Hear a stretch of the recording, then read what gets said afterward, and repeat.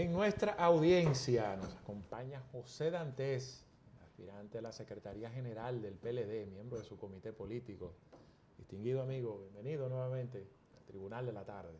Muchísimas gracias, para mí es un honor estar aquí con ustedes, Mildred. Qué placer verte nuevamente. Propio, sí. Gracias. Un afecto inmenso. Sí, Igual, bueno. a la orden. La primera pregunta, visto testimonios tanto de Jaime David como de Danilo Díaz, decir que les sorprendió escuchar la información de expulsión de Carlos Amarante Baré. En el caso tuyo, ¿cómo te enteraste? Y hasta ahora, ¿qué lectura le das a esa decisión del PLD? Sí, mira, yo creo que en el caso de todos los que no somos miembros de ese tribunal de ética y de disciplina, nos enteramos de la misma forma. Nos enteramos porque vimos la resolución que se mandó a través de chats de WhatsApp, se mandó el mismo día que estábamos en el acto de la plenaria. Entonces, creo que para todos, salvo los miembros de ese tribunal que conocieron ese caso y que dictaron esa decisión, fue una sorpresa. Porque no se esperaba, no teníamos conocimiento, porque tampoco hay por qué tener conocimiento. ¿Por qué? Porque las instancias del partido funcionan independientemente de. Entonces, en los estatutos está creado ese órgano para fines de disciplina interna y hay todo un reglamento que los faculta a ellos a conocer de las violaciones a los estatutos y a los reglamentos y cuáles son las sanciones que se aplican en esos casos. Entonces, en ese documento, ellos citan ahí lo que dicen haber evidenciado y hacen también una referencia de que lo citaron, no compareció y tampoco mandó ningún tipo de instrucción ni ningún tipo, vamos a decir, de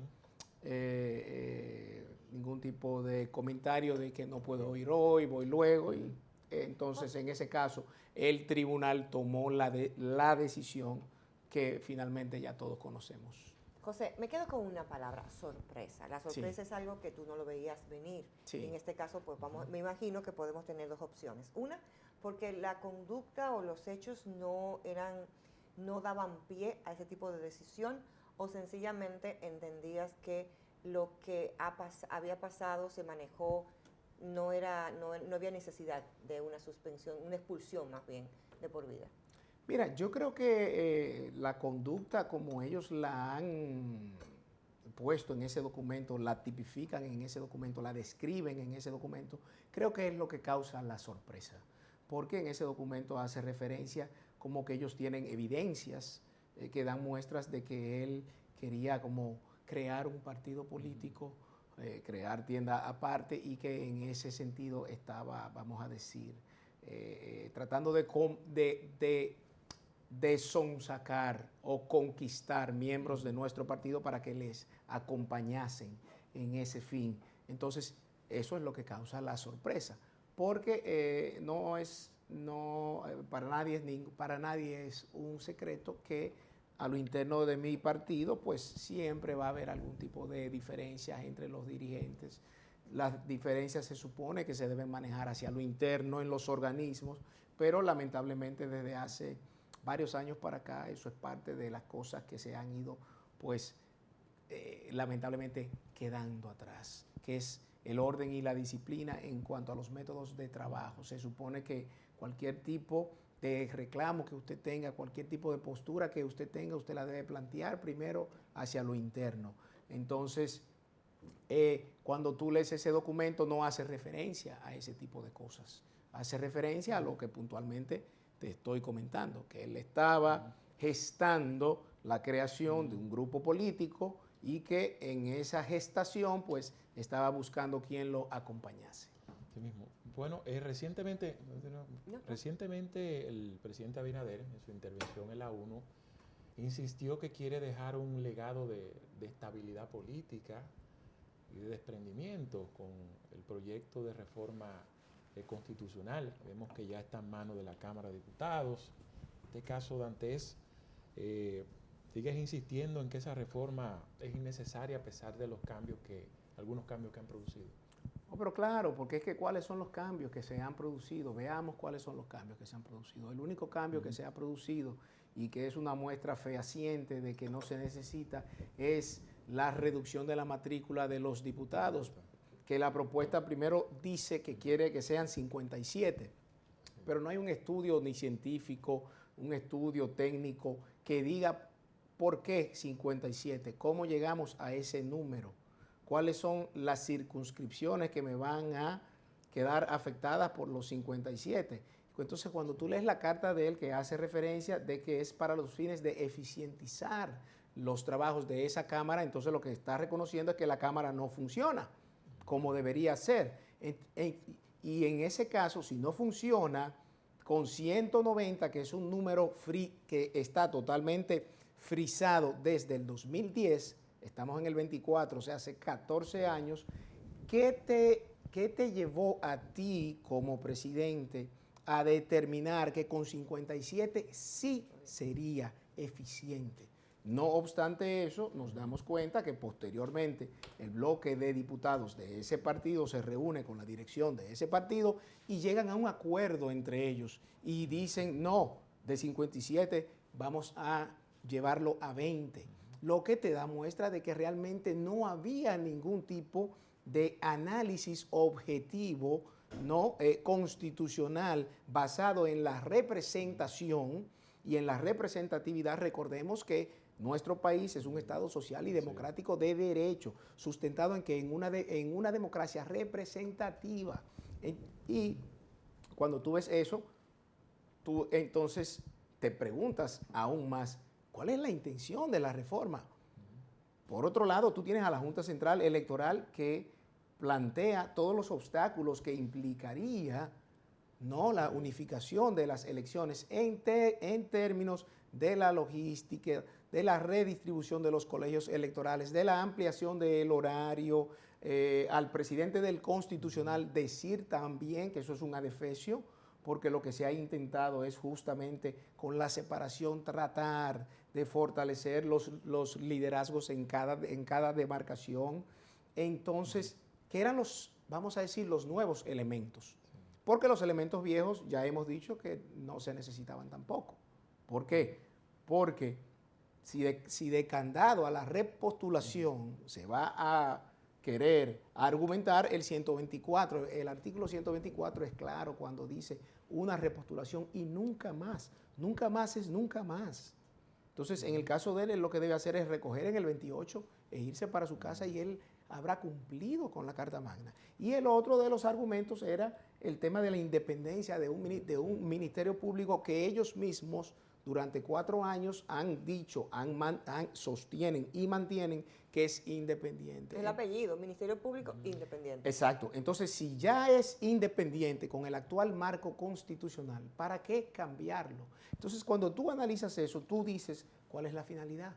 Entonces, innecesaria para todos esos fines. 2, el pueblo no la pidió, la sociedad no la está demandando, no nos encontramos en una situación de crisis política que amerite un cambio al pacto político más importante del país, que es la Carta Magna, y por vía de consecuencia, por más que él diga, una cosa es lo que él dice y otra cosa es lo que finalmente hace, a lo cual ya nos tiene acostumbrado en estos 4 años. Dantes, asumo que en esta, bueno, estoy asumiendo y cuando se asume dice que uno se equivoca por obligación, sí, pero asumo que en todo ese proceso de conversaciones internas del partido se han abordado diferentes temas. ¿Qué ha pasado luego de los procesos electorales, los resultados y demás?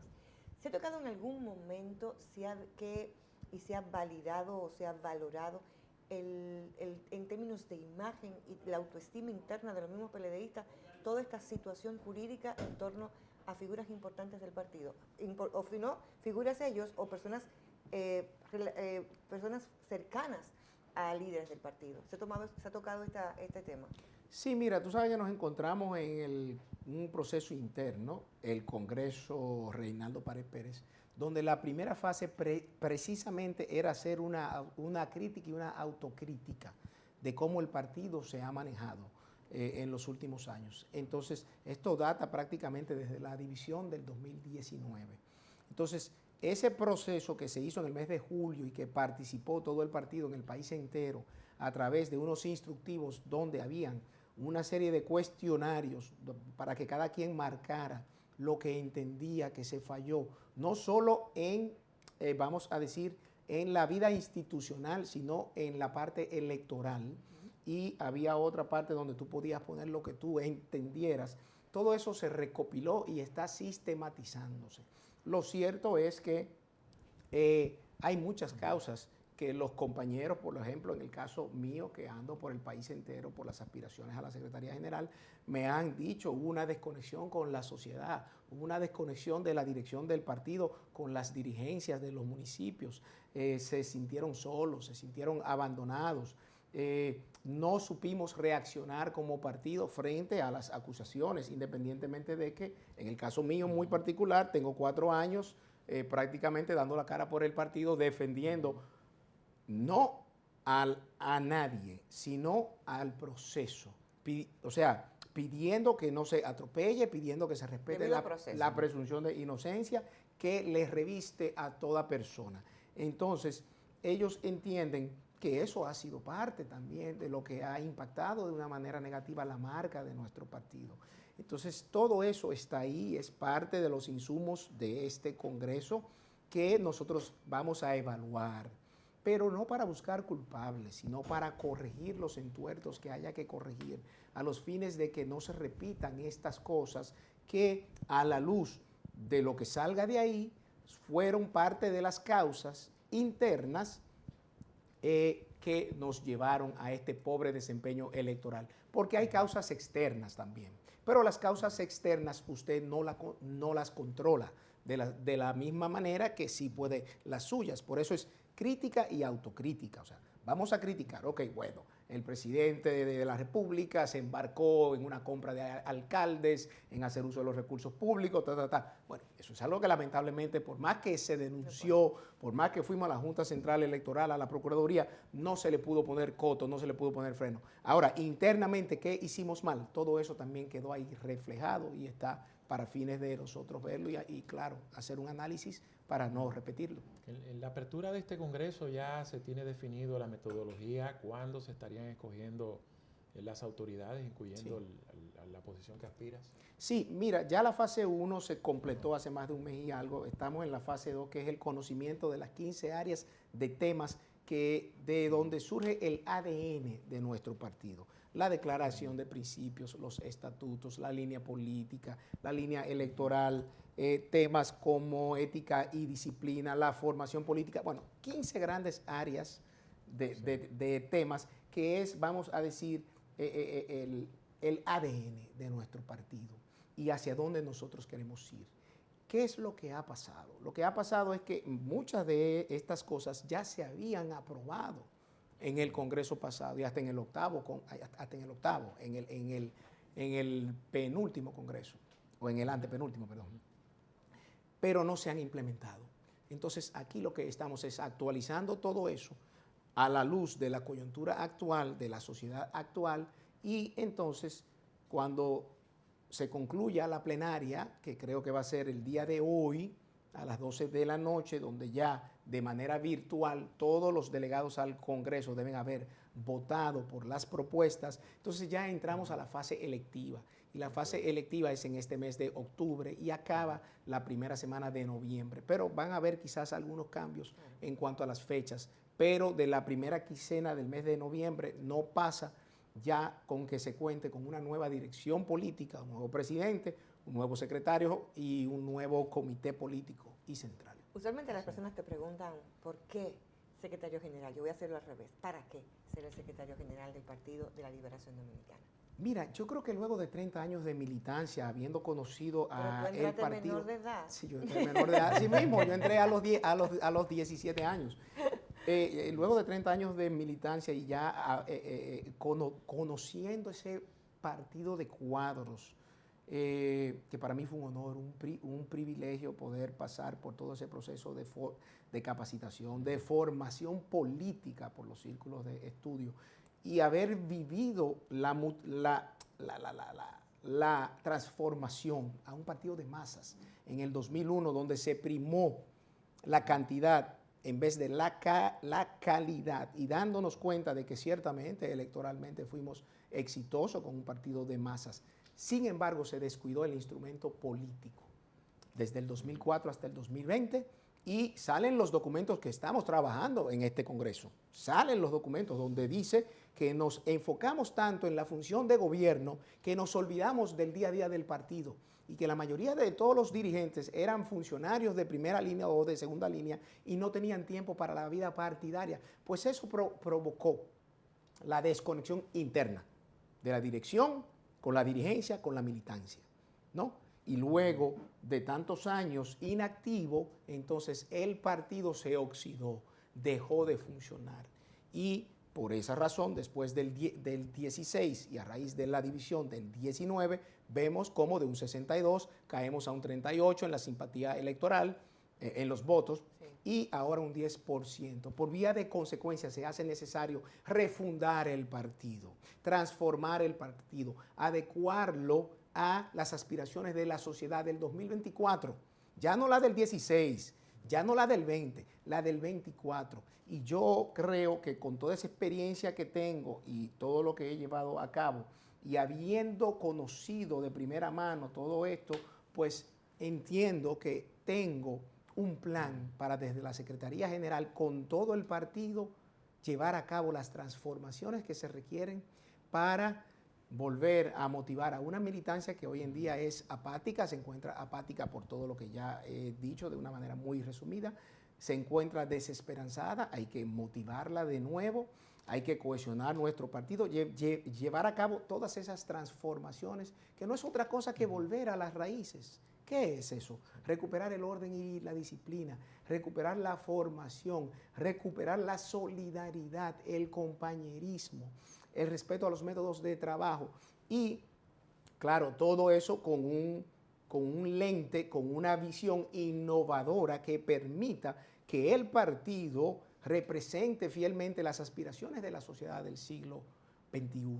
Entonces, por esa razón, aspiro a la Secretaría General para poder articular todo ese trabajo bajo la directriz de la presidencia del partido, de nuestro comité central y de nuestro comité político. El orgullo del Partido de la Estrella Amarilla. Claro, y tratar de que esa marca la podamos levantar, porque para nadie es un secreto que el único partido real en este país del sistema es el nuestro, que tiene estructuras en los 159 municipios y en los 234 distritos municipales. Entonces, aquí hay futuro. Aquí es donde están todos los técnicos más capacitados del Estado Dominicano. Entonces, creo que con una secretaría institucional para todo el partido, no para un grupo o no para una facción, no para los intereses de un potencial candidato o ex candidato o ex candidato o quien fuese, que lo que hace es fomentar el grupismo que tanto daño nos ha hecho, creo que entonces sí pudiéramos llevar a cabo todo este proceso de transformación y readecuación.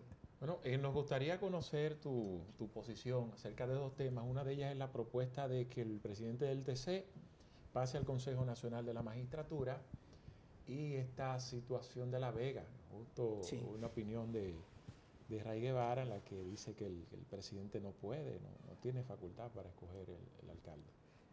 Mira, el inconveniente de que entre al Consejo el Tribunal del Constitucional es que entonces luego vamos a tener que entrar al del Superior Electoral, etcétera. Yo creo que realmente ahí deben estar representados el pueblo soberano a través de su voto. Entonces los jueces no tienen una legitimidad directa como tienen los funcionarios electivos. Ya hay 2 jueces de la Suprema Corte porque parte de la función de ese consejo es escoger a los jueces de la Suprema. Ahora, creo que no se hace necesario.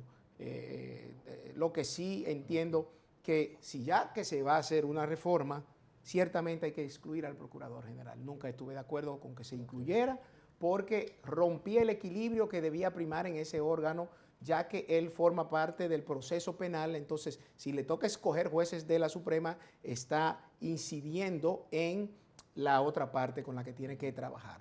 Con respecto al caso de La Vega, nosotros dimos unas declaraciones la semana pasada, que es la posición de nuestro partido que coincide con la de Milton Ray Guevara, en el sentido de que el presidente no tiene facultad constitucional para designar las suplencias de los alcaldes. Eso era en la Constitución del 1966 hasta el 2002, donde efectivamente el artículo 55.11 le daba esa facultad. Y si bien es cierto que la ley 17607 es preconstitucional 2010, donde en el párrafo 64, en el artículo 64, párrafo 1, le daba la facultad al Consejo de pedirle al presidente que supliera esa vacancia, cosa que ya no puede hacer, no es menos cierto que el párrafo 2 dice que en los casos como el que se presentó en La Vega, donde no solo el alcalde, sino el vicealcalde o vicealcaldesa renuncia, es al consejo que le toca designar a un sustituto provisional, que fue lo que se hizo el día 22 de agosto pasado, que nosotros reconocemos que fue lo correcto. ¿Por qué? Porque la alcaldía no se puede quedar sin nadie acéfala. Hay un día a día que hay que manejar, hay una gestión municipal y hay un pueblo que está en espera de servicios, que para eso fue que lo eligió. La pena es que el partido de gobierno haya hecho un fraude de esta naturaleza, de llevar a un candidato que ellos muy bien sabían que no se iba a mantener en esa posición, que lo que quería era ganar la plaza. Y ahora se presenta la disyuntiva. ¿Qué hacemos frente a esa situación? Bueno, habrá que convocar elecciones nuevas. Entonces yo dije la semana pasada cuando me preguntaron que si era necesario hacer la convocatoria a nuevas elecciones, yo dije que no, pero era para la provisionalidad. ¿Por qué? Porque la ley dice cómo tú lo llenas provisionalmente.